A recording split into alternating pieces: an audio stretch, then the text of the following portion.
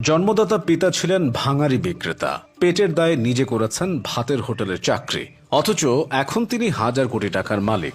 Dubai যাপন করছেন বিলাসবহুল জীবন। প্রধান অতিথি হিসেবে মাতাচ্ছেন ইন্টারন্যাশনাল অ্যাওয়ার্ড অনুষ্ঠান। দোকান উদ্বোধনে কখনো সাকিব আল হাসান তো কখনো ভাড়া করছেন বলিউড অভিনেত্রীকে।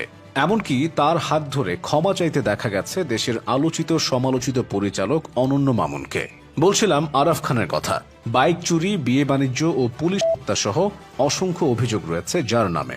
কিন্তু চালচলন দেখলে মনে হবে তার মতো মহৎ কিংবা দানশীল মানুষ পৃথিবীতে দ্বিতীয়টি নেই। নেটিজেনদের প্রশ্ন, কে এই আরাফ খান? দিনমজুরের ছেলে থেকে কিভাবে তিনি হয়ে উঠলেন প্রভাবশালী বিজনেসম্যান? ১৯৮৮ সালে গোপালগঞ্জের কোটালীপাড়ার আশুতিয়ায় জন্মগ্রহণ করেন আরাফ খান।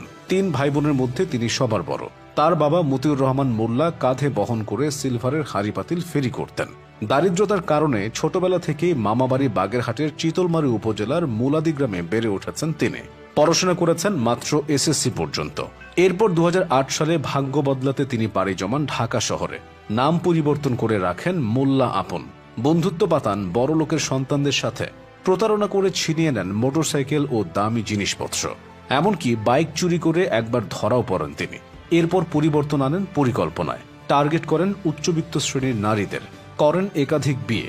অভিযোগ আছে এখন পর্যন্ত ১৫টিরও বেশি বিয়ে করেছেন আরাফ।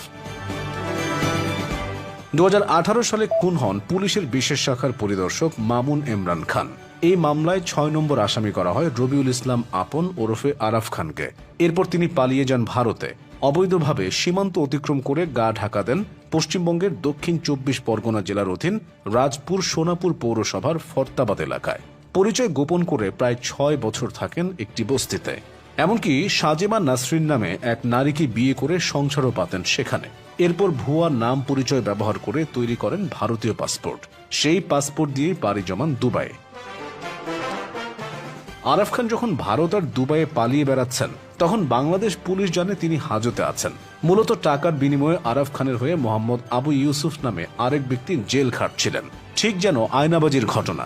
কিন্তু টাকা দেয়া বন্ধ করে দিলে ইউসুফ আইনজীবীর মাধ্যমে আদালতে পুরো কাহিনী খুলে বলেন।